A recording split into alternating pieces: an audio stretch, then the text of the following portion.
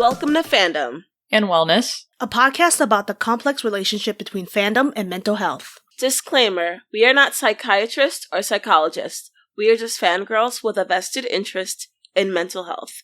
I'm Arkeida. I'm Jenny. And I'm Danielle. And this week, do you feel that? What do you feel? Do you feel that?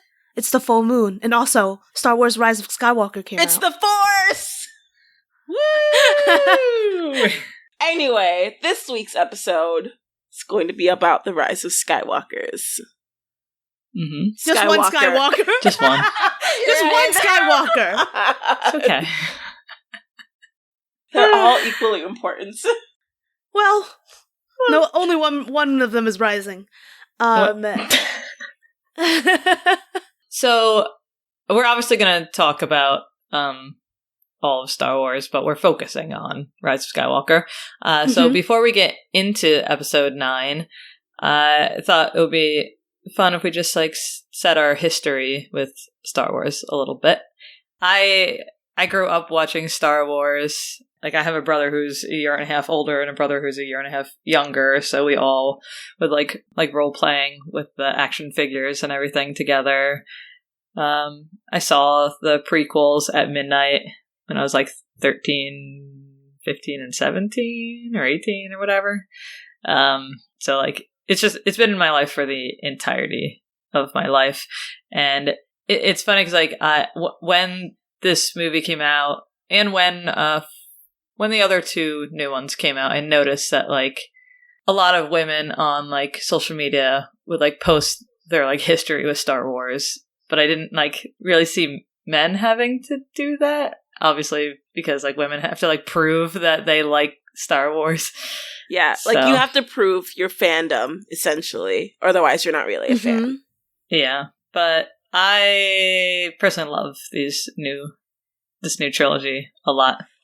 Did you like the prequels when you watched them? I mean, I liked them when I watched them when I was 13 years old.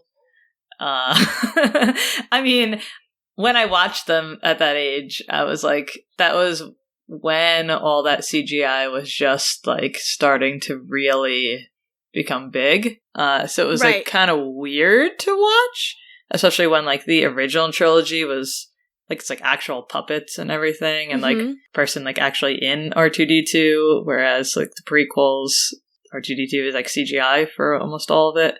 I rewatched them just now, right before watching Rise of Skywalker for the first time since I saw them in theaters, and the script writing is probably the most atrocious script writing I have ever heard in anything ever. Yeah. I mean, we'll talk about it later. There's also tons of racist stuff in it, but... oh, no. Yeah. Yeah. But, Arkeida, what is your history with Star Wars?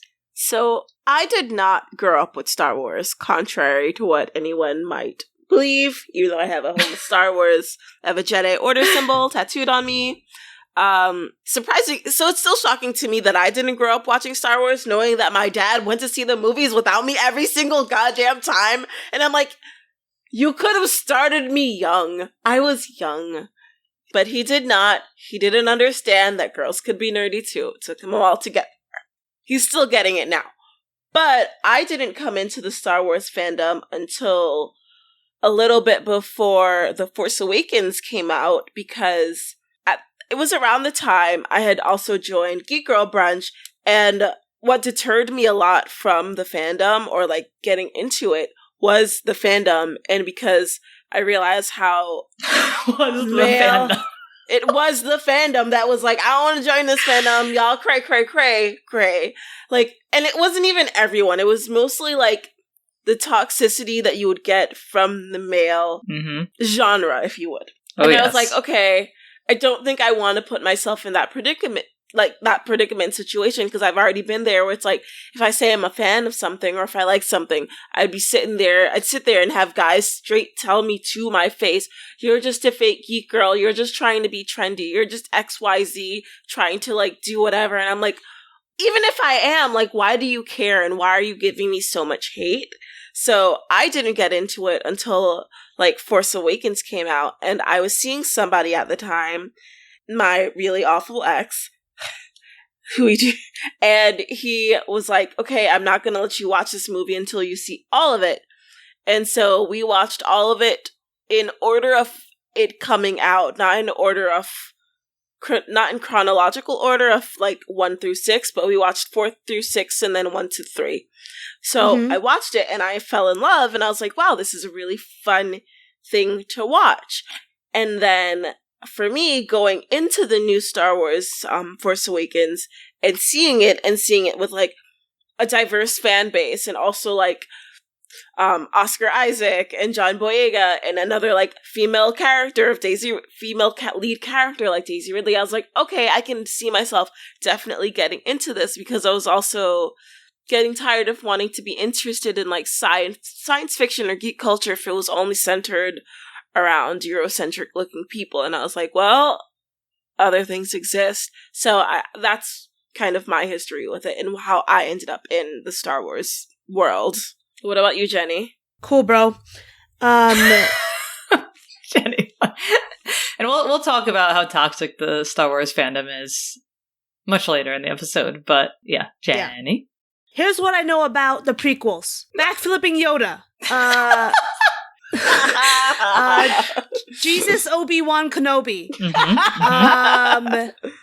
Something about cars that go fast.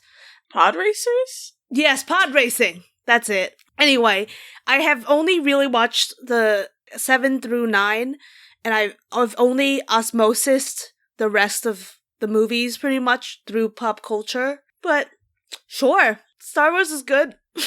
So I've been talking about this episode a lot, how I'm like excited for it. And when you talk to Star Wars nerds about how they felt about Rise of Skywalker, they are it's impossible to get like a critique of the movie without heavy nostalgia. So I've been talking about how excited I am to do this with you specifically, Jenny, because you have no nostalgia for these movies. Sure. And I know technically, Arkeida, you don't either, because you didn't like care about them when you were young. But you do have a love of the franchise. But yes. Whereas Jenny's just like 7, 8, 9, done. Yeah. This is what I care about. That's it. Jenny is along for the ride. Yeah, so I'm really excited for this, because it's like, it's so hard to have a conversation with someone about Star Wars without them basing their review on nostalgia without even necessarily realizing they are. I think people both consciously and unconsciously compare all the trilogies. Yeah. Right? Of course. But the problem is that like nostalgic Star Wars nerds always think they're right, and they are not. Everyone thinks they're right, but good point. True. But I want to just talk about our favorite scenes from the movie, because it did have some really good dialogue and some really good action scenes. I pretty much loved every interaction between Finn and Poe. Like, they bicker like a married couple, and it's so good. I feel like Poe was pretty, I don't know if aggro is, like, maybe agitated is the correct word in this movie. And, like, it's so funny because, like, sometimes I hear people say that they don't like Poe Dameron, and I'm like, so you mean you don't like Han Solo then? Literally the same character, to be honest. And they're like, and if they say, no, I like Han Solo, I'm like, oh, so you're racist then. Because it's like, what do you have? Like, I don't understand. Like, he's such a charming actor. Like, what the fuck are you talking about? He's like, very charming. And, like, in this movie, he's, like, really, like, I don't know, he's agitated and whatever. It's like, yeah, well, because in the last movie, he was a total hothead and someone had to die for his mistake. Oh, no, don't remind me. Oh, that's so sad. Like, oh. So, yeah. Oh, yeah, Rey was, like, so bad mood, and Finn was, like, always. I like that Finn had to kind of, like, mediate between them. Yes, because they're both so stubborn. Oh, God. Yeah. Right? Yeah. Yeah. It's very true. Oh. Did you like what they did with Finn in this movie? Yes and no. Okay. I liked that we got to see a bit more Finn in the movie because he is a main character, but he is not necessarily the main character. But we did get to see more of him, so I did enjoy that. I did enjoy that he's always had like a supporting and active role within the films. But he's supposed to be the main character other than Rey. He's not supposed to be like a supporting actor. No, I mean like I'm not saying like he's a supporting actor. I mean his character I'm agreeing as with you. Finn is okay.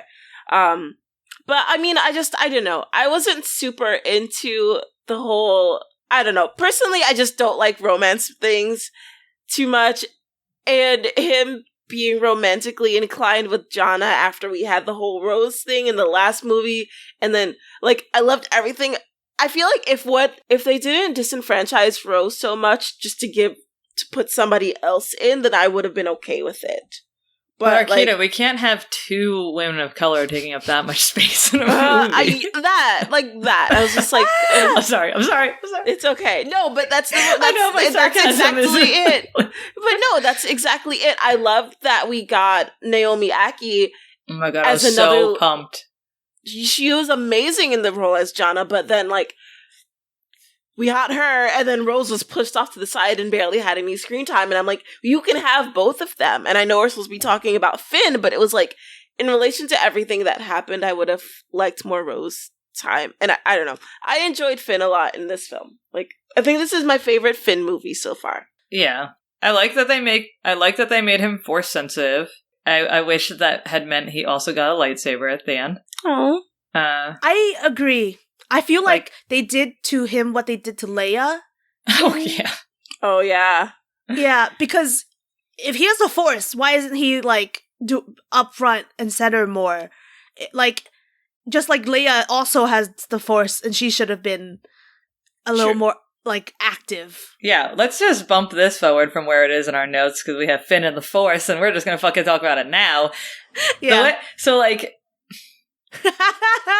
I actually really love this movie, but I wish it had ended totally differently. I wish that what had happened was that when Palpatine had Rey and Kylo like in his grasp when they were like struggling and it was like, oh fuck, their lightsabers are on the ground.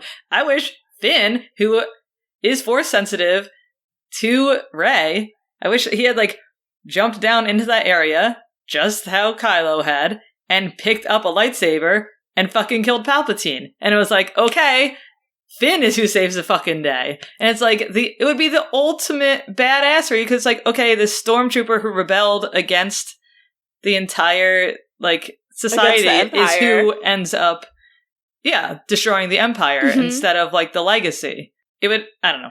I was like, really please do this. What's the point of making him force sensitive if you're not going to use it? True. I don't think they would have ever used it in that way, but but I'm sure there was some other way they could have, other than him staring into the distance and being like, I feel it. How do you know? I just know. Like, that's the, like, well, that's the thing is, technically the Force does run through everything and object and person within this universe. It's just based on the science of how many midichlorians you have within your body, like how strong it flows through you. So I think some people reject that because it's nonsense. It's canon, so I'm just gonna stick with it. I'm not arguing with what they put. Just gonna leave it there. If it's genetics, I don't think Danielle likes it. I don't know. Whatever anyone says, it's Jedi science. Mm-hmm. But yeah, the prequels. Were there any other favorite scenes? Were you guys satisfied with the ending, or do you wish it had ended differently? I was not satisfied with the ending. I was very disappointed and unhappy. Like, the whole movie would have been worth it, even through some of the, like, cringier parts, if it had not ended the way it did. How did you want it to end? I did not need that kiss. There was no point for the kiss, and in my head I'm like, I really, in my head, okay, so, prefacing this, I am not a Reylo fan, I am not a Dark Rey fan, I don't support Rey and Kylo. Kylo has been manipulative from the start. So just because he did this one good thing at the end does not mean he gets to go to the good place. He gets the medium place at best. But that's kind of like, but kisses aren't like a reward. No. And you know I felt, no, you're right. And at the same time, I'm like, everyone saw although that the Star Wars fandom does treat them as such. Yes, it does.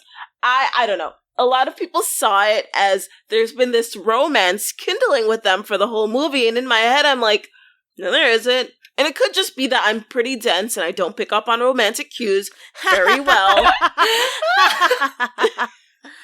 But in my head, I'm like, why are y'all force talking while he's shirtless? This is weird. Shouldn't she hang up the phone? Like, this is essentially an unsolicited dick pic. Like, I don't want it. I don't want any of it. Well, he didn't. He wasn't expecting it either, to be fair. Put on a robe. He owns them. But it's like, in my head, I'm like, okay, I understood why the kiss happened. He did all of that. Like, they both kind of did together. And then he used the rest of his life force to revive her. And she kissed him for that. But I'm like, you could have, in my head, if this ended as like a hug or friendship, that would have been perfect because we already got Ben Solo back. So he's no longer Kylo Ren. Like, he ended like that. And if they hugged as friends, it would have meant like so much more. It would have meant more to me with their relationship than a kiss did. I could see that. I mean, it's interesting because, so we got Ben back, and you're saying it was the last of his life force, but it was actually the last of Leia's life force. Oh, true. What do you mean? Leia dies and turns into a Force ghost right after Ben saves Rey. So, like, it's, the theory is something, like, about how, like, Leia actually, like, transferred, like, her, like, energy into him, and that's why he actually turned good again. Wait, what? I can see him giving the rest of his life force to Rey, and then Leia giving the rest to him, even if it was for those last few moments of him as Ben. When Rey stabs Kylo with her lightsaber, that's when Leia falls. Okay. Leia is alive only until Ben then dies. And then they both Force ghost away. So what are you saying?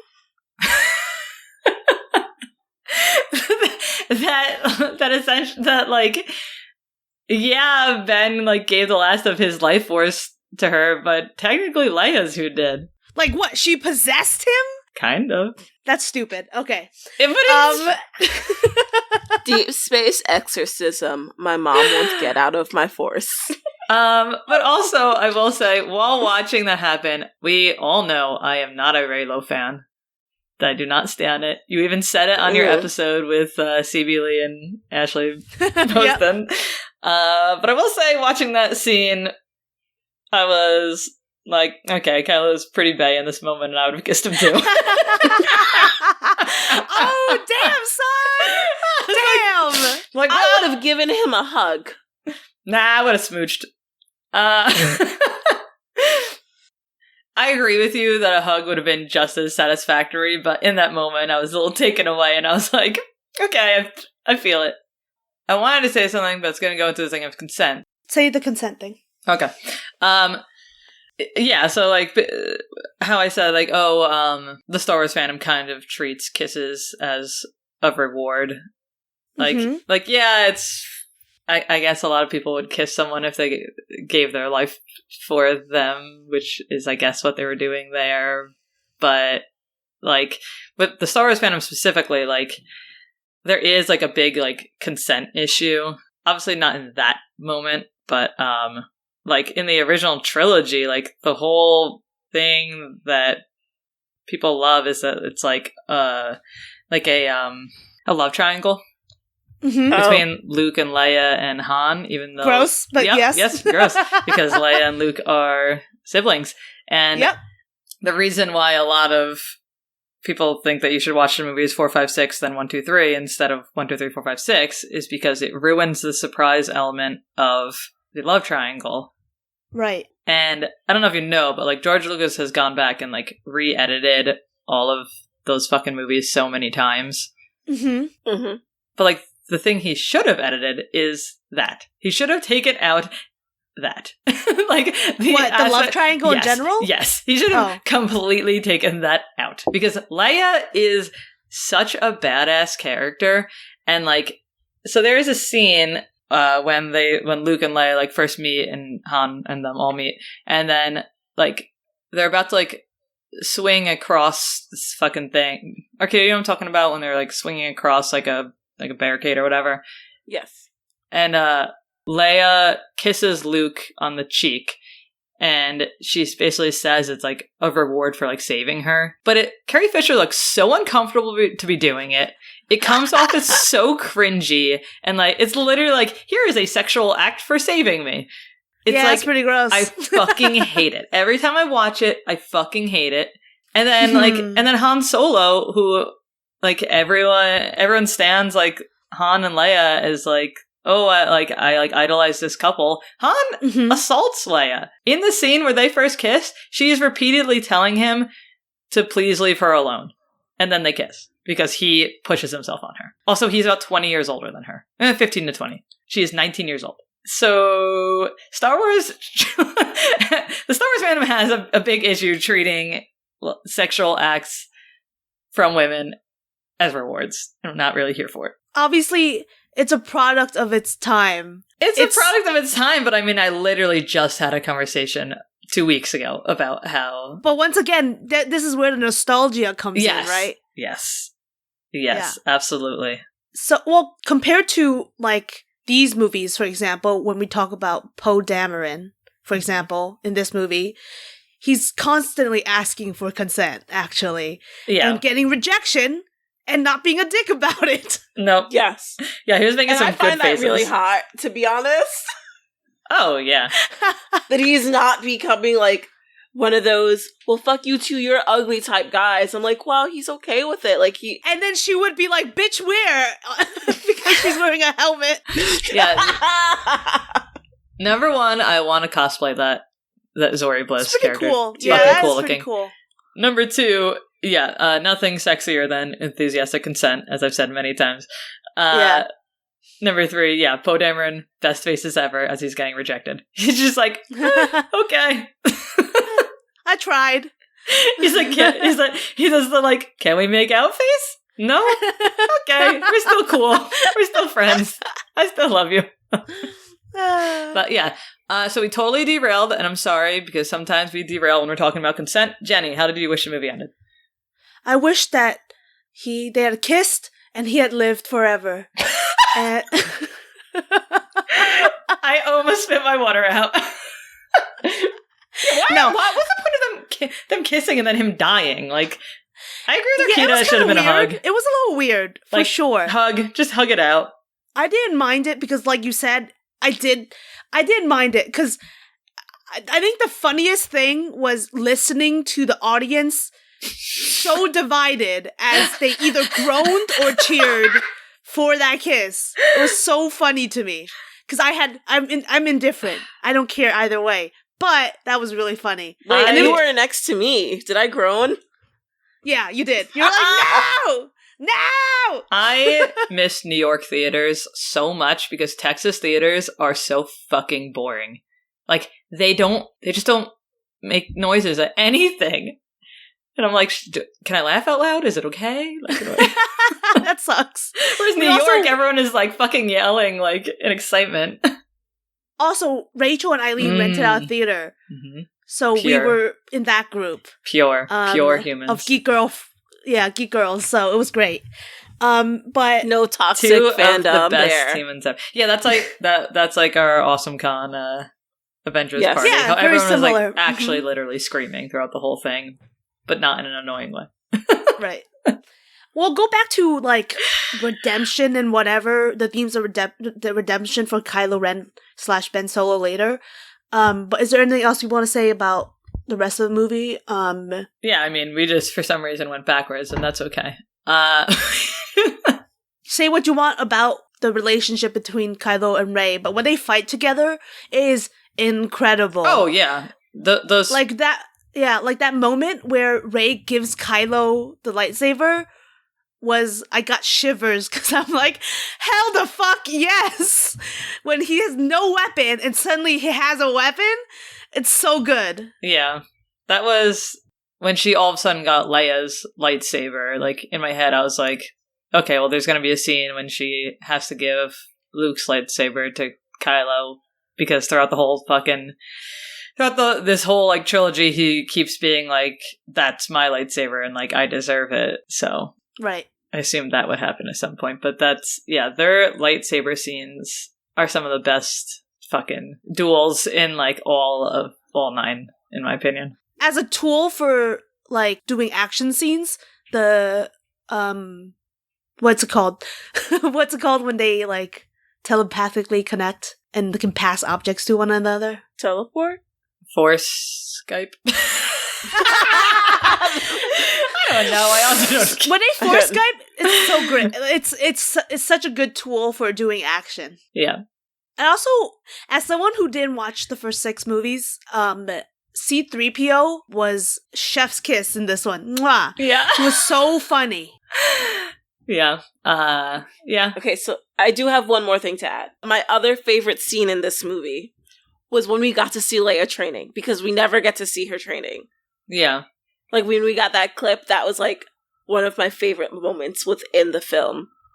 Yeah, and it, like, proves that she had the Force, as if we didn't know already, and it proved that she was even better than Luke was. Because she's better than these fuckboy Skywalkers. Yeah, Nobody very true. can tell me anything. I don't know if they're fuckboys so much as Dumb completely boys? inept with Dumb boys. anyone else, but it was really weird to watch, like, the CGI over Billie Lourd's face, though. So the person who played her in the flashback was her daughter, Right.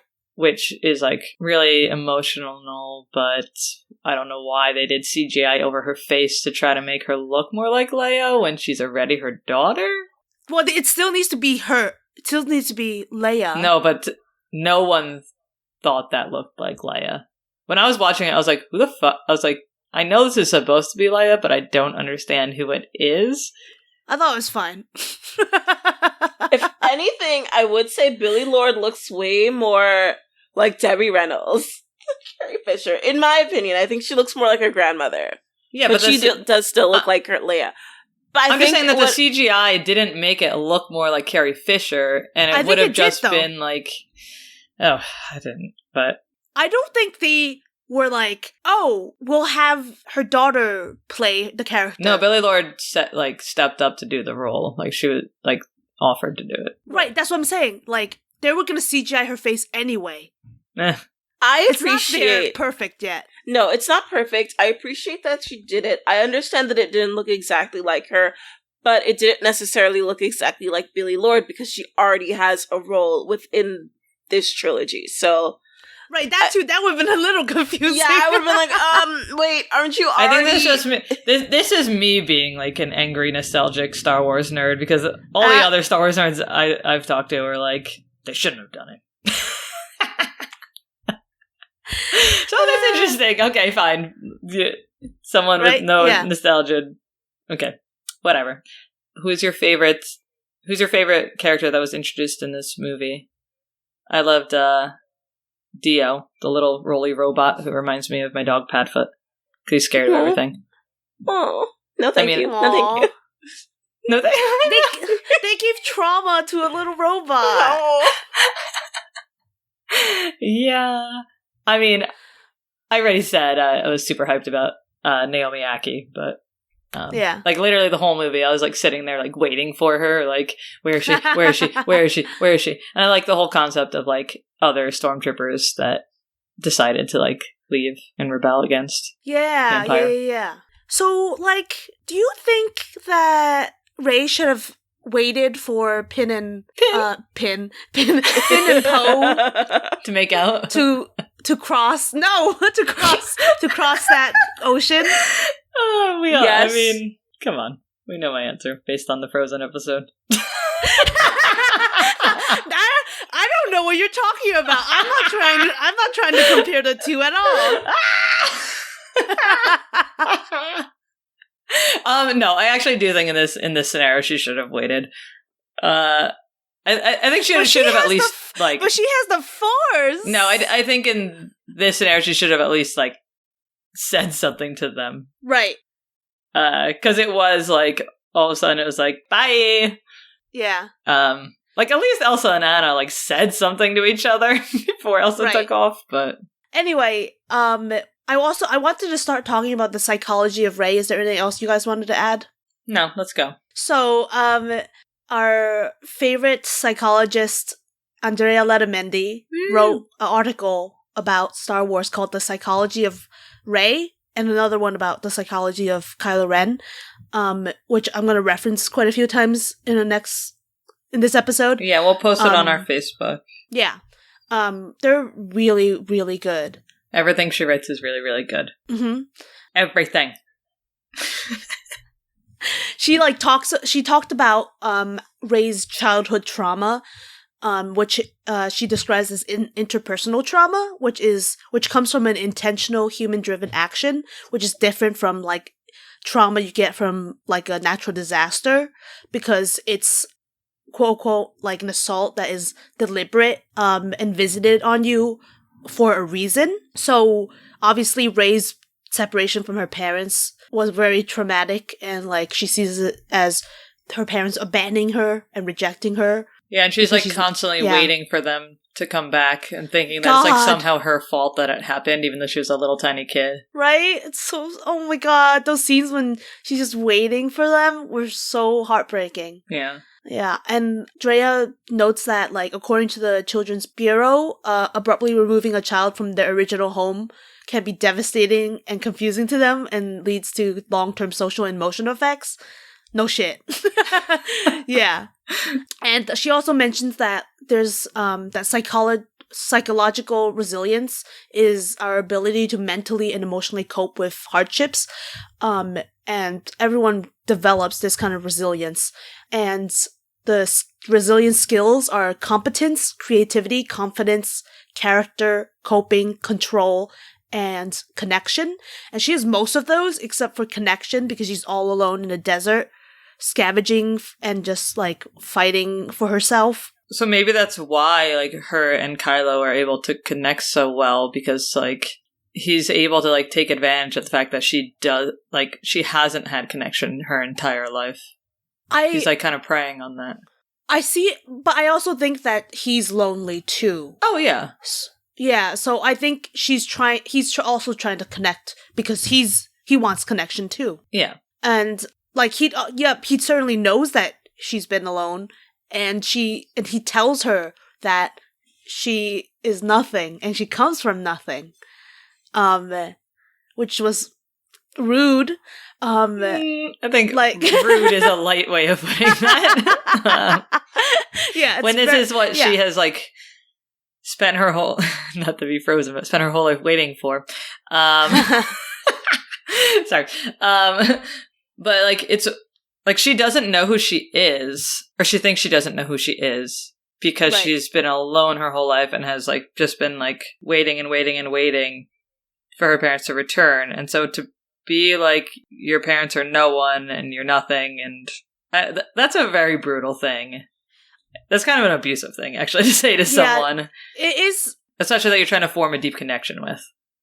Right. And I think even though she has these new connections with Luke and Leia and Han and BB-8 first of all.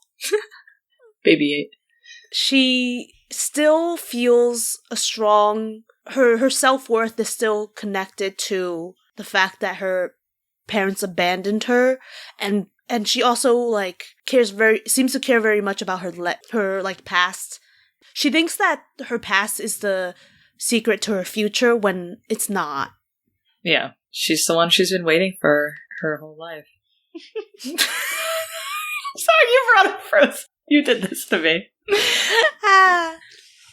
Imagine being an orphan, essentially, living on like these weird little like dry meals that are totally gross, that you've learned to like just like be able to eat, having no one but yourself, just like scavenging about, and then all of a sudden being told, like, you're a super important force in the galaxy. Yeah. So, like, of course, like, all of a sudden she's gonna be, like, obsessed with her past and, like, trying to... Right. Because she does feel like she was meant for something greater, I think. I assume before she met BB-8, she did not. Well, yeah. She always wanted to get off that planet, I think, and go be with her parents, though. Even Luke had the same feelings where he was like, there's more to living on Tatooine, the same way Rey is like, there has to be more than just living on Jakku. Mm-hmm. She's lived there her whole life, and so far she's had nothing quite as promising to live for until, like, BB-8 comes, which is probably why she connects so much with BB-8. Yeah. Yeah, so this one isn't really about connection, but, like, in Force Awakens, there's a scene with her and Finn, and she realizes how to, like, close the door so that the creature that has a grasp on Finn has its, like, legs cut off and isn't, like, about to kill him anymore. Mm-hmm. It's when, like, they first meet, like, Han and Chewie. And he's like, oh, like, whoa, like, how did that happen? And she just says, like, oh, the door closed. But it's actually that she, like, figured out how to close the door.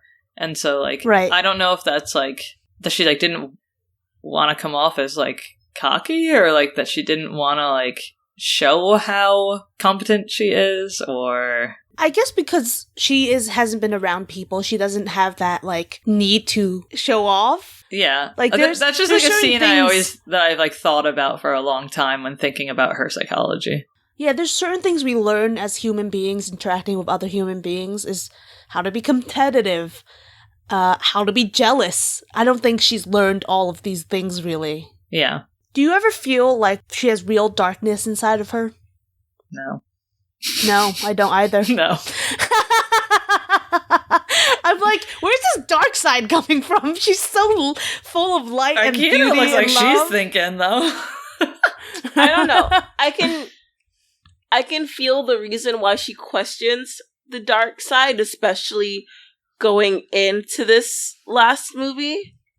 But I also agree. I don't really think she has a dark side. I think they tried to play it as, like, she's connecting with Kylo, so because she can feel the connection with him, there must be some darkness in her. And granted, yes, not everyone is 100% pure, and not saying that she is 100% pure, but I think the intent is there's nothing about her that is malicious, like the dark side is. Right. And that's what I'm getting. So. And I think that if she had more, like, let's just say Slytherin tendencies, and, like, she was more willing to do what is needed, even if it's for the greater good, but it's, like, it might be seen as a bad thing to do, like, but she doesn't do that ever, right? Yeah. She doesn't do any of those kind of actions. So it was, her character going to the dark side was a little weird to me. The only way I can think about it is she was curious about the dark side, maybe, because she has... Right. An abundant curiosity. Yeah, I think they just wanted to be able to have some cool costume changes. I mean, she's a great actor. She's mwah, but I love how many chef kisses this episode gets. So many. So one thing has been a hot topic is whether Rey, especially in the second movie, or right after the first movie, is whether Rey is no one or whether she is important, right? Mm-hmm. And the second movie seemed to imply that she was no one, but the third movie definitively said, no, she's somebody. She's Palpatine's granddaughter, right? So the question, like, and I know the question is, who did the do with Palpatine? I got in the theater. I was like, who fucked Palpatine? Space sex? I don't know. No, that was 100% rape. Or he paid for it. Right. But what I wanted to know, in this day and age, it's really interesting because we have things like show us the Snyder Cut, which is like different versions of movies. Have you know the Snyder Cut? No. For Justice League? It's this mysterious cut of the Justice League that's supposedly supposed to be better than the Justice League. Can I watch no cut? No, I don't think I will. There was a joke that was like, can I get a cut from a different director?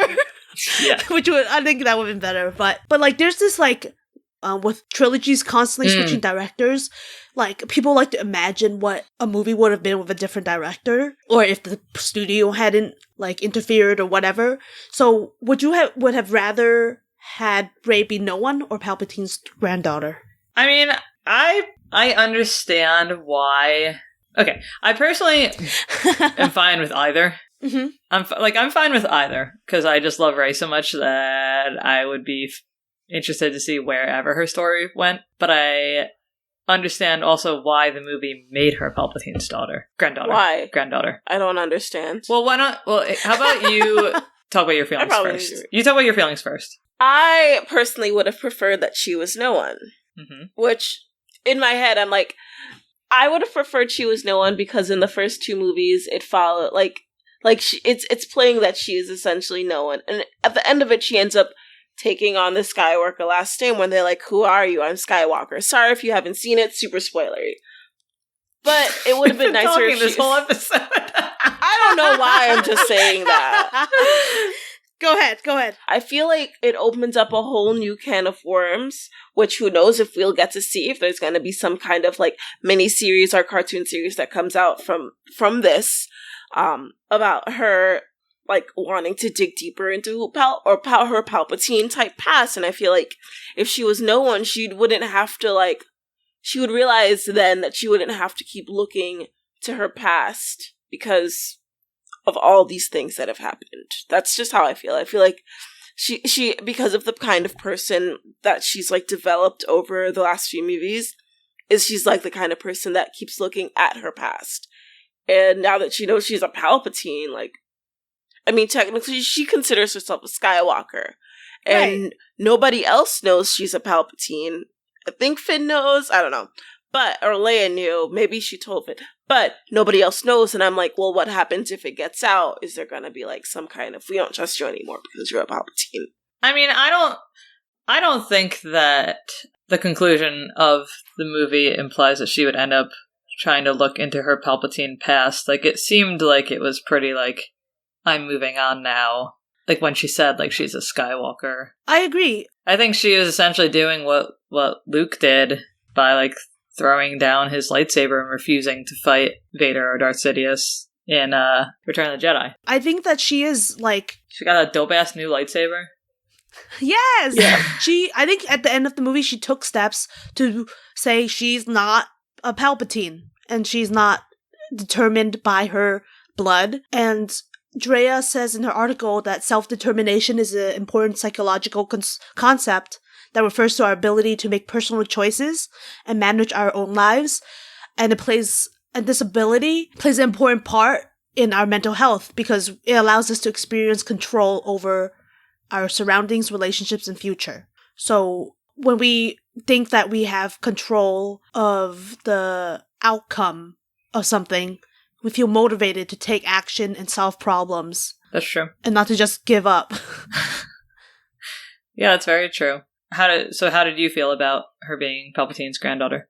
I know that some criticisms was that it was repetitive in terms of it just repeated Luke's kind of arc. Yep, I don't care. That too. Once again, I think that's okay. It's for a new generation. If it tells the same story, basically, then whatever. I think that it's fine, and I think I would have been happier with it if Finn's force powers had been more prominent and active in the story, because the problem I have with she's the granddaughter of Palpatine is that when you have legacy stories like that and the stories are about only white people, then it just continues that story about white people only. You know what I mean? Yes, absolutely. The concept of her being no one that they were trying to show in The Last Jedi was really cool because it's like, oh, like anyone can be a Jedi. Right. And then they showed, there's like a scene with like the little kids, the orphans on Batu? Batu, yeah, thank you. And it's like I think it's like a little black kid who like says it, but then the little white kid is the one who has the lightsaber. Yes. It's like, okay, so Like, even in this, like, beautiful, like, thing they're trying to say, like, they're still only showing, like, a little white kid with a lightsaber. So that's the problem, I think, with legacy stories like that. But whatever. Yeah. So what they were doing with Last Jedi was really cool. There was just like an enormous amount of pushback from it. So, like, I don't know. I understand why they made her Palpatine's granddaughter, because there's just so much vitriol after Last Jedi came out about how bad the movie was, even though I thought that movie was fucking great. I enjoyed The Last Jedi a lot. Like, that one was one of my favorites. Yeah, I feel like a lot of not toxic, nostalgic fanboys liked that movie a lot. But yeah, a lot of people were just like, it didn't make any sense, and like, why, like, just like such heavy critiques of it that were just like, okay, can you just like have fun and like separate yourself? Like, that too. It's when Force Awakens came out, everyone was like, why is it just a retelling? And then I was like, okay, let's tell this story that's like very Star Wars-y, but not that's just like very different. And then everyone was so mad about that. So then it's like, okay, let's go back to being fan servicey in this one. And everyone was super pissed about that. So it's like, well, I mean, you can't make anyone happy. What do you want to happen? Yeah. So I personally was just like, whatever. I don't care. I don't mind fan servicey as long as the movie's still fun. So right. Mm-hmm. And at the same time, why are you being so pissy? If you had a Star Wars movie or whichever trilogy it is you preferred or liked, it's not ruining the whole fandom. You can still watch it and just be alone and miserable. Like, watch it and be happy with it. But it's like, Star Wars comes out every few generations, and this is a new film for a new generation. Sorry that your old decrepit body can't experience happiness anymore.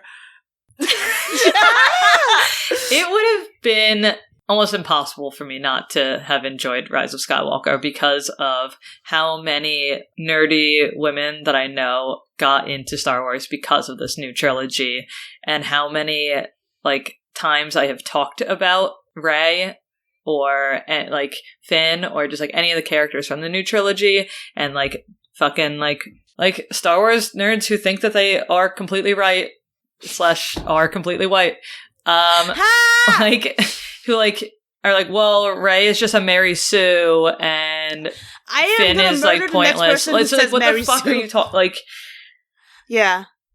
So like I loved Force Awakens so much, and like I felt so strongly about Rey's character and so connected to her. And then like walking out of the theater, it was just like immediately critiques of her character and about how like, how can she like wield a lightsaber? Like, why does she deserve to do that? Like, she has no like character development. Like she was a fucking orphan who had to like struggle her entire life. Luke had a family. Like, Luke had a family. Like, yeah, okay, like they all died, sure.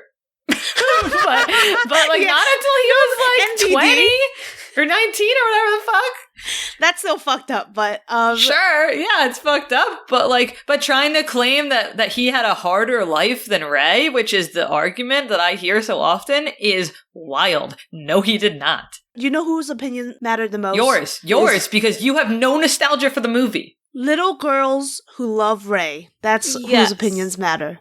Little girls who grow up watching Rey and fall in love with her and the story. Yes. That's whose opinions matter, in my opinion. Exactly. The last thing I want to say about Rey was that I really liked the story when they went down into the caves or the sand caves or whatever, and they encountered that creature. Oh, yeah. And instead of killing it immediately, she like realized it was injured, healed it, and let it go.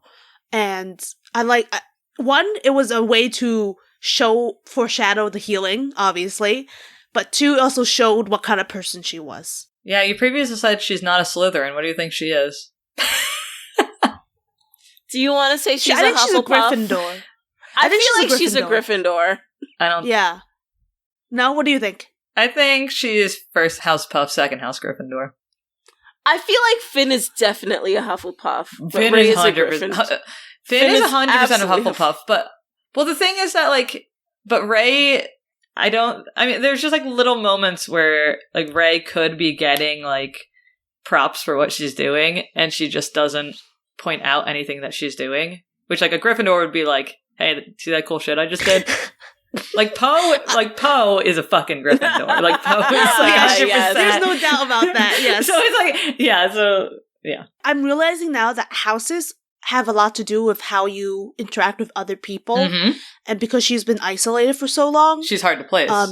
She's hard to place. Yeah. So it's interesting. Whereas Finn, who, you know, I'm a Hufflepuff, so I feel like I can say this. Finn is in the other house because he was a stormtrooper, and they're just all like just one unit all together marching about.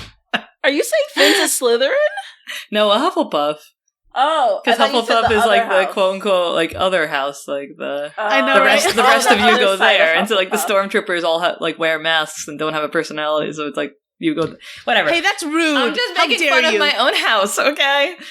That's internalized house phobia. Look, I was thinking house. Finn is a Hufflepuff because of the reason that he was a stormtrooper and he left that life. Yes. And he wants to, now that he's part of the Resistance, he wants to make sure that, like, nobody else has to, like, live that life or be at the will of the Empire or the Order anymore. He cares so much, and it's like, I don't want to see this happening to other people. That's why. Or, like, exactly. And he cares so much about his friends. Everything I said was 100% a stereotype joke of what a Hufflepuff is, and everything you said is 100% what a Hufflepuff is. Hashtag Finn. Oh my god. We're on the topic of Harry Potter. Can we sidetrack about the mole? Like the infiltrator? Hux? Oh yeah! Hux? Oh my god! That was so, oh my god. When that happened, and I was like, well, who's really the spy? And it was him, and I was like, holy fucking shit. He was a character I didn't, like, outwardly love, but every time he appeared, he was like, oh, he's a funny dude. Who was also in Harry Potter. Yes, he was. Wait, who's he in Harry Potter? He was Bill Weasley, the older brother. Oh, older. The other redhead of Ron Weasley. The other of the redheads. Hey, I'm sorry, he didn't have the wild hair in this.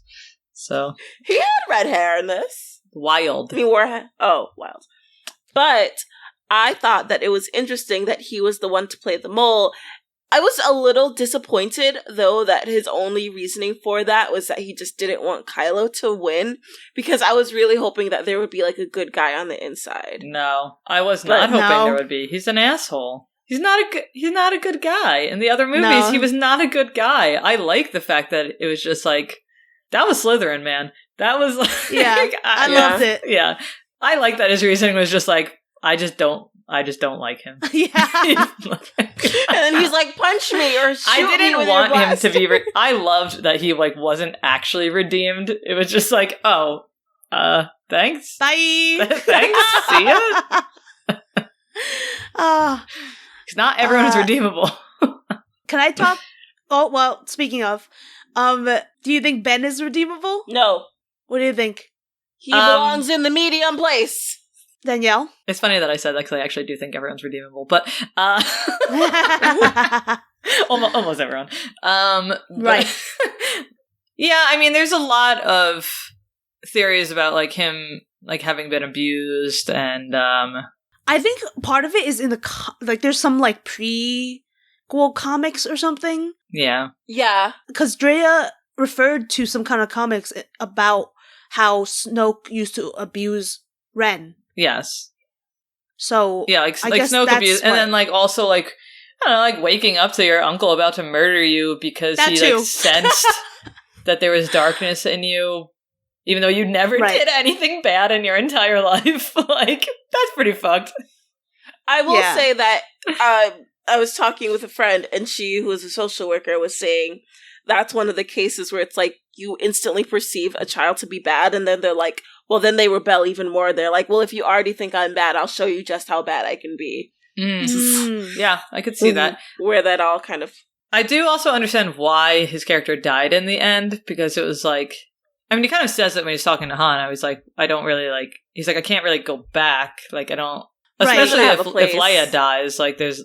What's he gonna do? Go back? Like, be like, okay, like, I saved Rey, so, like, you guys should all like me now. It's like, no, dude, you killed a fucking lot of people. Like, just because you saved Rey doesn't mean that you didn't kill a lot of people. Right. I don't think it would have been a bad thing to have him stay alive and, like, do, like, acts of good and kindness until, and I don't know, there's no rule for when you're redeemed, right? But if he had changed and just lived a good life helping other people, I wouldn't have hated that. Yeah, like, but I did say at one point, because he killed his dad, that the only way in which he could redeem himself is to die right after doing an act of goodness, and that is exactly what happened. I don't care that it was that he killed. I mean, look, I was very upset when he killed Han Solo. I actually, right before going to see Rise of Skywalker, is the first time I've ever actually watched that scene, because every other time I close my eyes. I won't watch it. I was like, no!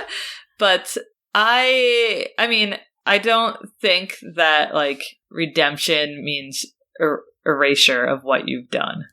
You know what I mean? Like, so for example, like myself, like I'm a recovering alcoholic, and like there are things that like I did when I was an alcoholic that like I really hate about myself. Nothing so egregious as like killing someone, but just like you know, like my like mood swings were like much different, or like I got angrier much easier, or like whatever. Sure, but like you, like anyone who like has been through AA, which I haven't, but like there's obviously like the 8th step is when you go back and apologize to people. Right. One of the next steps is that you basically like don't be an asshole anymore. Right. And the last step is that you basically like continue not being an asshole. So like redemption, like to me is like, okay, like recognizing the wrong that you have done and just continuously learning from that so you don't do that again. And like if someone is like, well, you really hurt me in this way previously, like you have to be like, yes, I did. Like, right.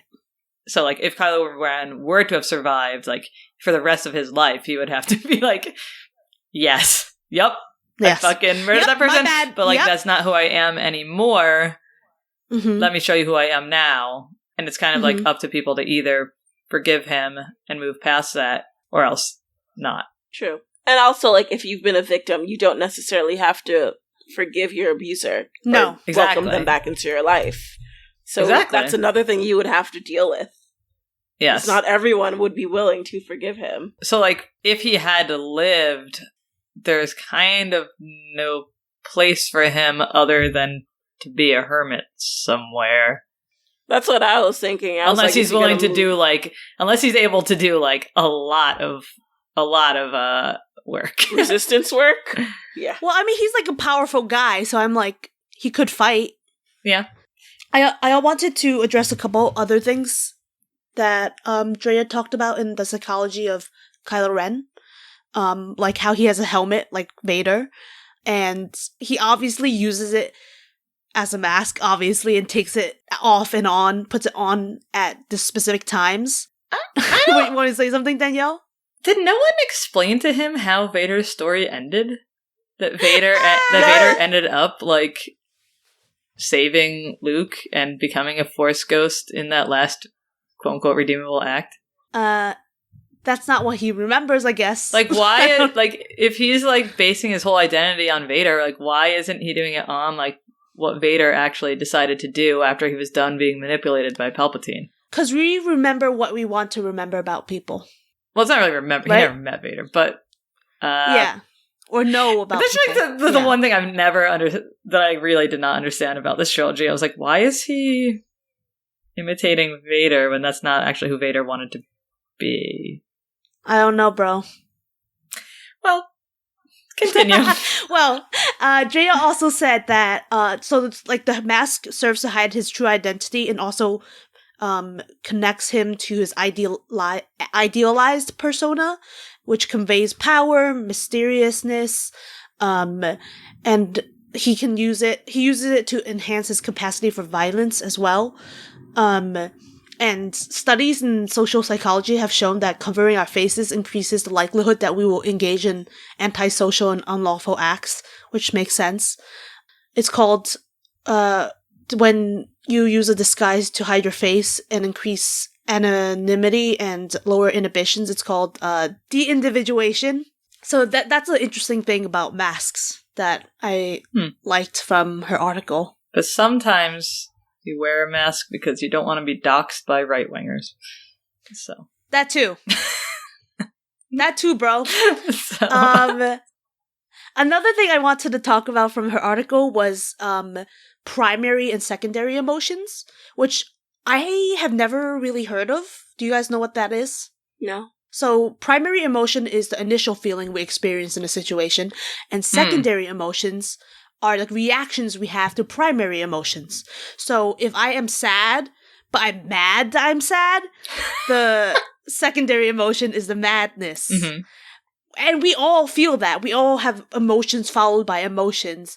And then that, honestly, it makes a spiral, right? Yeah. So for Kylo Ren, Drea talks about how he feels, he does feel sadness and loneliness and desire for love. And I'm sure he gets mad that he needs those things.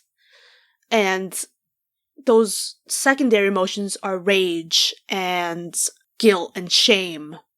And then, like, it's a continuous circle of feeling those kind of emotions. And if we are able to recognize what our secondary emotions are and what our actual primary emotions are, we can address our primary emotions and also realize that usually we don't need to feel bad about feeling emotions because we cannot help feeling certain emotions. It's how you react to those emotions that's important. Yeah. Right? Yeah, but Kylo Ren is a good example of men not being taught how to express their emotions. Right. I thought he was the perfect villain, redeemable or not, for this generation, when you think about it. And I think that what you just said, it goes hand in hand with that. And he kills his dad because he wants to get rid of the thing that can tempt him toward the light, which he sees as, which he, like, sometimes feels a connect, like he wants to go toward. And if he gets rid of that connection, then he stays on the dark side. Yeah, he gets rid of that connection, but also I feel like he is abusive, but he's also in an abusive relationship with Snoke and Palpatine and all of that. Like, they do abuse him and he does these things to stay. That's kind of how I see it. No? See what does what things? Like, when the order to kill his father was from Snoke, wasn't it? Yeah. Right. And it's like, in order to show that you truly belong or can live up to the legacy of Darth Vader or all of those things, like, you have to do this. And that's a very abusive thing to tell somebody who's already had so much trauma happen to them. Go and kill your parent. Ugh. Yeah. I see it as, like, he's been abused, he's in an abusive relationship, and he kind of tried to pass some of those toxic traits off while he was, like, force Skyping with Rain, which is, that's also why I'm not a big Reylo fan, but, like, I digress. Also, I mean, I will say that, like, I don't think it's any more irredeemable to kill your father versus killing anyone else. As much as I love my father, but, like, every life is, like, equal values. It's like, I think it's more fucked up to be like, yo, I'm gonna kill my father.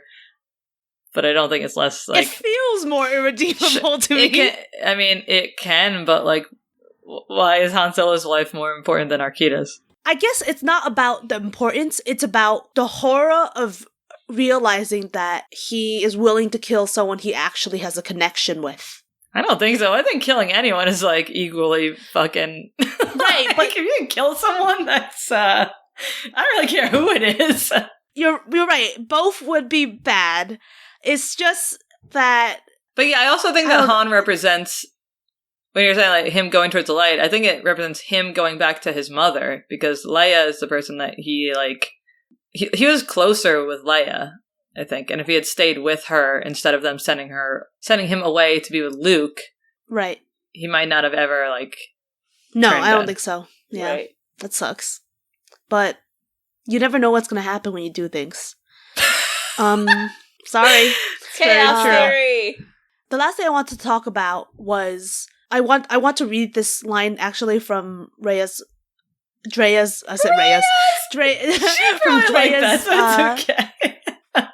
from Drea's article. We all have moments of self-doubt, hatred toward ourselves, and mistrust of others. If we have been hurt, we want to strike others, we want to lash out, we want to scream of rage. The conflict between light and dark side lives in us, manifesting simultaneously in the self-protective urge to destroy one another and the hope that people unconditionally care about us nonetheless. So his darkness is psychological pain. And for those of us who live similar suffering, such as clinical depression, we experience moments of feeling stuck in our despair. And some individuals feel they have one option when they feel stuck and they want to get unstuck, choose a side. Either stop trying to be better, stop trying to find good within ourselves, stop trying to be happy. I'm no longer quoting her, I'm just rambling, but basically, like, let the darkness take us. Yeah. Or the other side. But especially if you're an abuse victim, you like can't escape what's happening. Right. So the fallacy of the light versus dark side lies in the notion that we can fundamentally be characterized by one side. Is that a quote or you? That's a quote.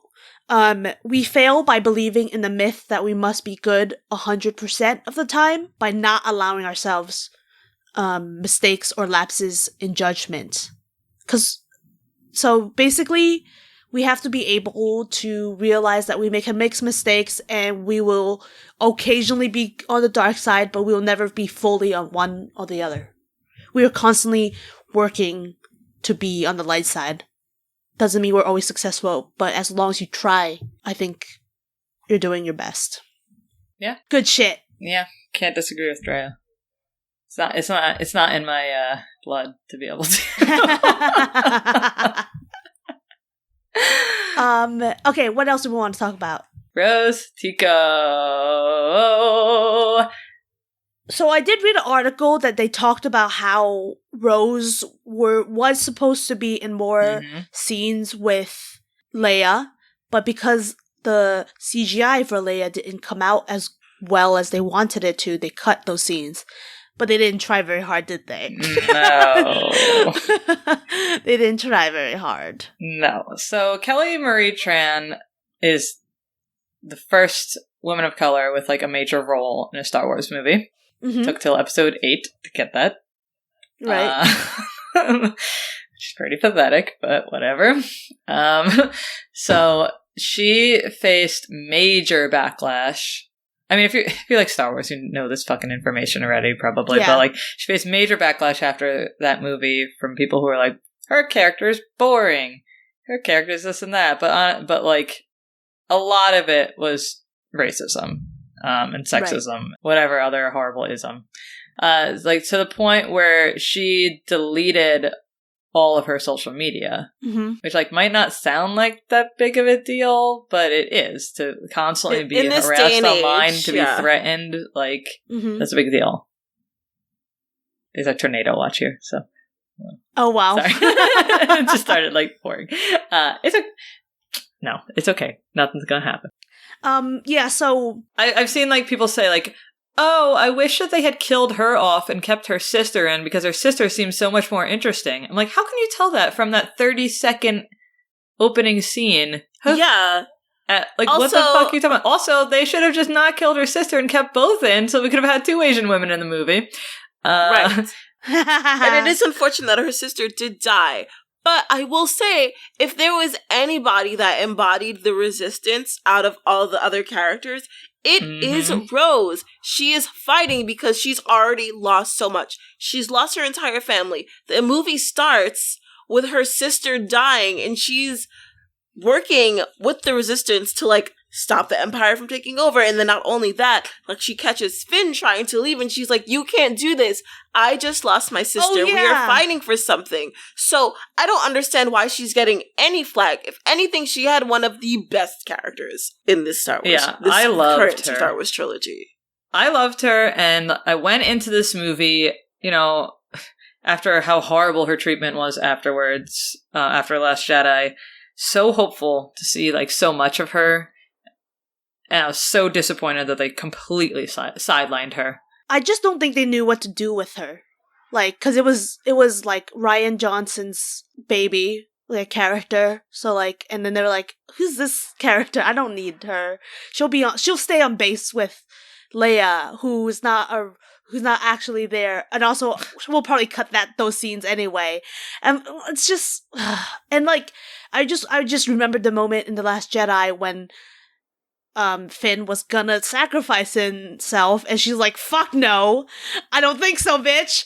And like, that was such a powerful moment.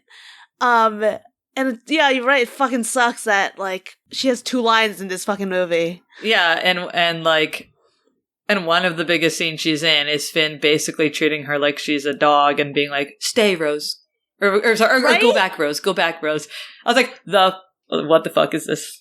Which obviously is not anything having to do with Finn, but the writing of that. Yeah. It was extremely disappointing. I mean, I want to talk about what she wrote in her op-ed in the New York Times. I don't want to go too deep into this rabbit hole, but like it reminded me of the Jar Jar Binks situation, like what happened after the prequels came out and how hateful everyone was to Ahmed Best. So it's just like that was definitely a racist caricature. I don't think that he went into it like with any. I mean, he's a black man. Like he did not. That was not like his intent. It was just how the fucking script was written, and like he tried out like different voices, and like that's the voice that they chose, and that was like a voice that he had done like with his kid, like to make like his kid laugh and stuff like that. Are you familiar with Jar Jar Binks at all, Jenny? I already know about the backlash. I don't really know why.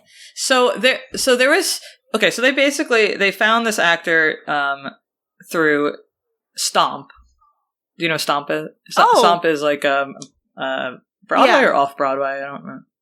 I don't know if it's Broadway or off Broadway, but it's been around for a long time. So I think it's still going. Yeah, it's a production that's been around for a long time. He was on Stomp. They saw him there. They asked him to audition for the role. They told him everyone would fucking love this character. The only other black man in Star Wars up until that point was just Lando. And you had the voice of James Earl Jones. The voice, yes, sorry. The voice of James Earl Jones. You know, when you took the helmet off, it's not James Earl Jones. Right? I would have really liked it if it was James Earl Jones because he's so gorgeous. Yeah, but then the whole series really would have had to have been about a black legacy family. Yeah. Can't have that. So, yeah. And then, you know, we get Sam Jackson in the prequels, which is basically like saying the only way that you can be a black man in Star Wars is if you are already a A-lister black man. So, like, Jar Jar Binks is obviously not... So just like Maz Kanata is like... So Lupita Nyong'o is technically the first, like, major black actress in a Star Wars movie, but they turned her into, like, an alien. Yeah. Instead of letting her be a black woman. So, like, Jar Jar Binks is an alien. He's not actually a black man, but he's clearly written as a racist... Whatever. Anyway, there was huge backlash. There were websites that were like, "I hate Jar Jar Binks must die," like things like that. And like, if you were to make a website like that long ago, you had to have some fucking free. I mean, like it's not the same thing as doing it now. Right. Like, it's very different. And so, like, the actor took it very personally, obviously, which, like, I don't know how anyone wouldn't be able to. I mean, there are still people now, today, who post, "I hate Jar Jar Binks," as, like, Facebook statuses. Yeah. And it's like, no, they should be posting, "I hate George Lucas for making that fucking character," and other racist caricatures in the prequels. Ideally, like, you would want to try and remove your own feelings from... Yes. Ideally. Like, Ideally, yes, but the backlash from Jar Jar Binks was so intense. There's no way that the actor could have done that. Yeah, I even remember being young and hearing about that too. Yeah. I mean, I wasn't watching Star Wars at that time, but I remember being young and hearing about that, and I didn't really know until recently when I watched the video, and we'll share that video of Ahmed Best coming forward about how it impacted his life, because he's a creator and he's an artist, so whenever he put something into his work, he was putting, like, his heart and soul. He was giving it his 100 or 110%. So, like, when you it's not even that they critiqued Jar Jar Binks. Like, there was so much hate towards it, just the same way that there is so much hate towards Kelly Marie Tran's character, that when he talked about wanting to end his life, like, it makes you really question humanity. And I've already said it so many times. Humans suck. If the Earth ended, I'd be like, cool, fine.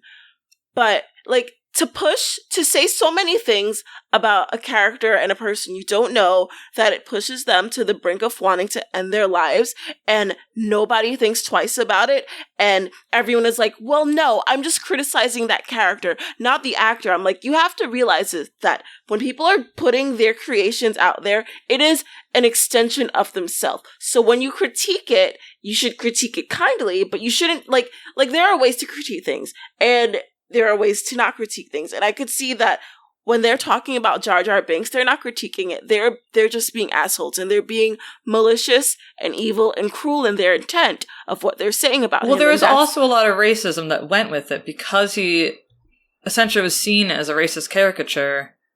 It ended up a lot of the vitriol towards it was basically the same type of vitriol that is thrown at black bodies all the time. So he didn't just take offense to it as, like, Jar Jar. He took offense to it for those reasons as well. Just like Kelly had, like, a lot of terrible things. But Ahmed Best now is very... he's, like, a mental health advocate.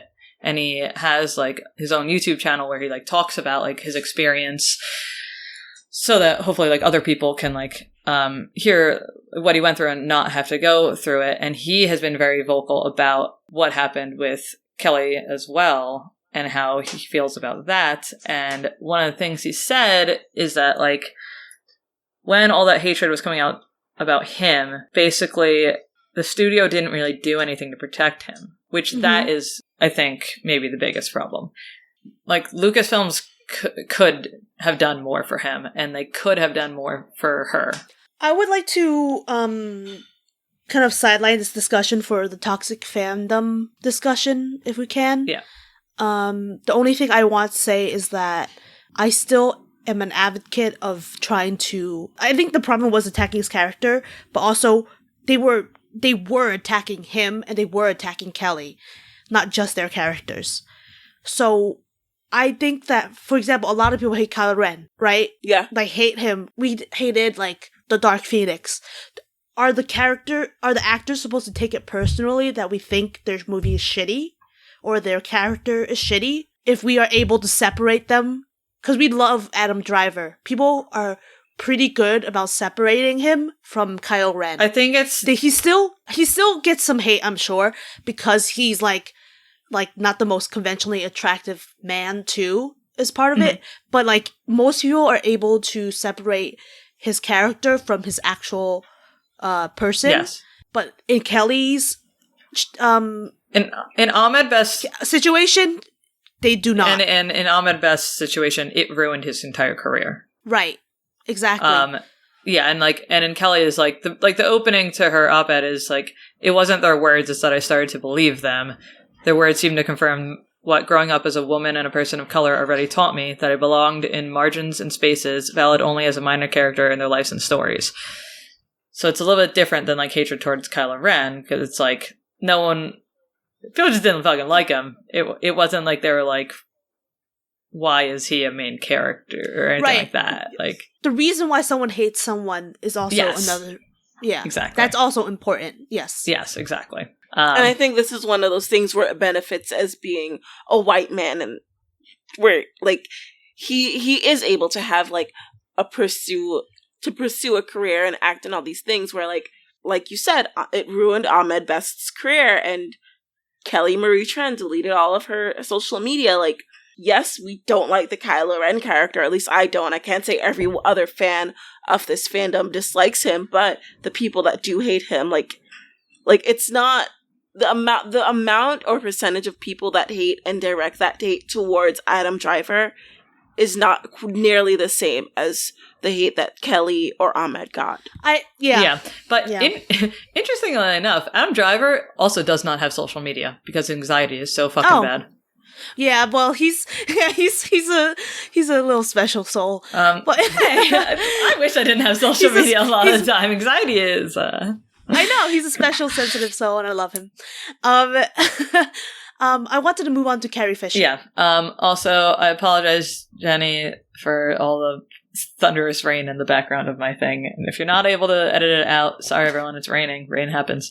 That's okay. Okay, so we're gonna end our podcast talking about Carrie Fisher because Carrie Fisher is our space mom and space queen and space general and the best. Jenny, how familiar are you with like Leia in general, or like just anything about her, Carrie Fisher, or anything? I know Carrie Fisher more than I know Leia, I would say. That's fair. That's, fine. You didn't watch the original. Yeah. But, Leia was obviously like a total fucking badass watching those movies. It's no wonder fucking thousands upon thousands of people cosplay her. Like, rewatching them, I was trying to find, like, the cringeworthy things, and all of them were about, like, Luke or Han's interactions with her, or else, like, the ways that they would, like, make her pose or something like that. And, but everything she said, I was like, total fucking badass. But Carrie Fisher herself is, like, was a huge advocate, a mental health advocate. Mm-hmm. She had bipolar disorder, which she found out in her mid-20s. At first, like, when she found out about her disorder, she was like, she wouldn't accept it, and she felt like a lot of shame for it. And then later, she was told the same disorder again, and then she, like, ever since then, she was like kind of like proud about it, and would just like endlessly talk about it,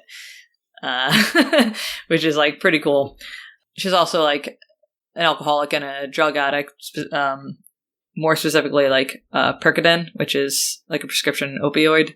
Yeah, but she's a lot of people who know things about Carrie Fisher know about her because of her mental health work. A quote. Well, my favorite quote is probably in her memoir, Wishful Drinking, which is, "One of the things that baffles me, and there are quite a few, is how there can be so much lingering stigma with regards to mental illness, specifically bipolar disorder. In my opinion, living with manic depression takes a tremendous amount of balls, not unlike a tour of Afghanistan, though the bombs and bullets in this case come from the inside.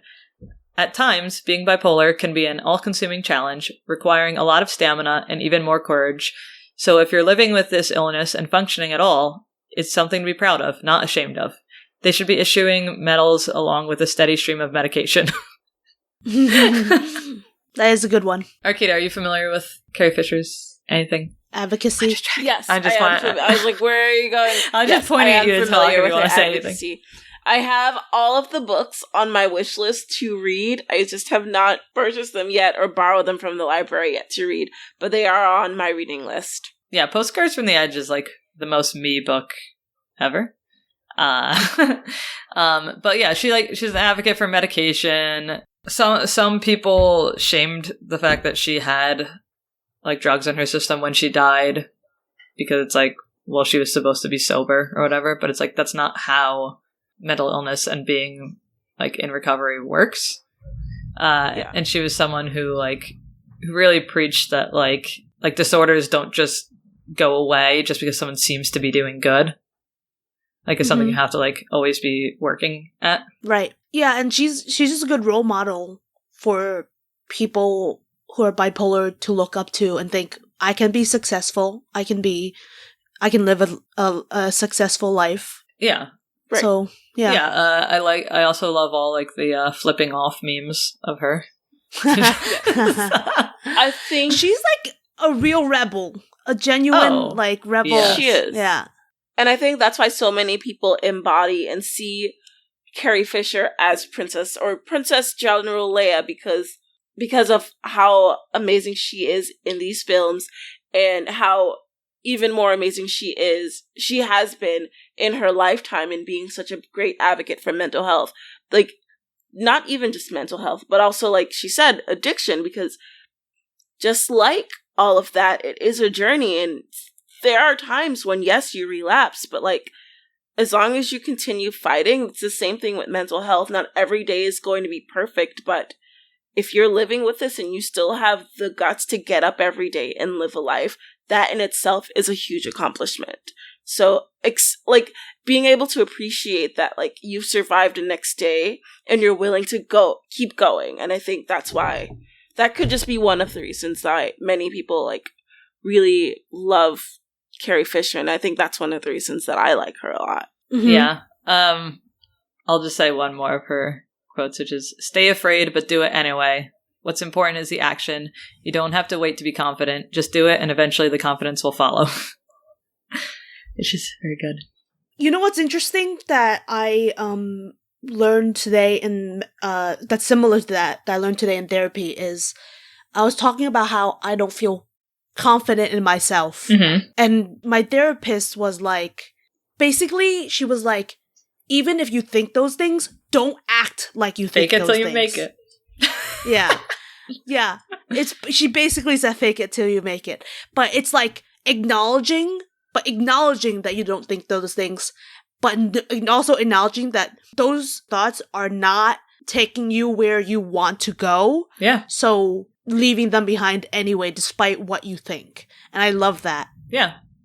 Like when I first stopped drinking, I would have, like, I had zero confidence, and I would have to just, like, recognize that, but tell myself, like, okay, if I want to do what I want to do, I have to just pretend I have some sort of confidence and then do the thing, and hopefully I'll be, like, get excited while I'm doing it, and my confidence will, like, boost up.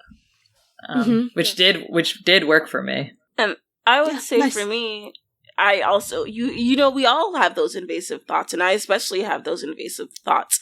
And I think last year was the year that I really worked on that. And what's worked for me is when I have those thoughts where, like, I'm not good enough or I am not confident enough. I think back, I'm like, what have I recently accomplished? No matter how big or small, I'll be like, if I can do that, then why should I feel less than? Like, or why should I make myself feel less than if I'm able to do so many great things? Because you say you're not, you and I'm going to talk you up this entire time. You say to your therapist that you don't feel confident, and I'm like, Jenny, look at all of the things that you have accomplished. You have done so much amazing editing for this podcast, and we cannot be any more grateful for everything you've done with that. Like, you help set up the show notes. Not only that, you are a partner in Fan Mail Box and Box of Shadows. You're setting up your pin trading company. I don't know what exactly to call it, but and you have a whole full-time fucking job. And on top of this, you have a full-time job. So I don't think there is any reason you should not be confident in yourself, because you are an entirely wonderful and capable woman. So that's my little spiel. Sorry, I'm cracking up. I'm very dehydrated and a little nervous. But unfortunately, the brain doesn't work like that, and sometimes we just aren't confident in ourselves. But Jenny is the fucking best is the point of the spiel. Yes. And God agrees. Yeah, God is cracking behind me. Space God agrees. You are. All right. Is there anything else we want to say about Carrie Fisher or Star Wars? No, I don't. Okay, well then, I just want to say thank you, Space Mom, and rest in power, drowned in moonlight, strangled by your own bra.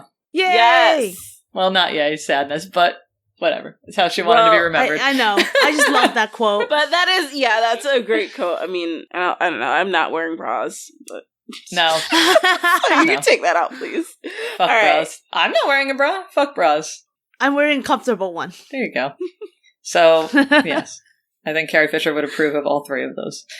Yes. So thank you so much for listening. Please take a moment to subscribe, review, and rate us. It's the easiest way to help support our podcast. If you want to chat with us about this episode, our social medias are Fandom and Wellness on Instagram, Fandom and Wellness on Facebook, and Fandom Wellness on Twitter. You can also find me at Classy Rebel Design, me at Fan Mailbox, and me at Little Petal, all on Instagram. And if you want bonus content, you can join our fandom family at patreon.com/fandomandwellness for Patreon-exclusive geek sessions. And remember, be kind and take no shit. Yeah. Do, do, do, do.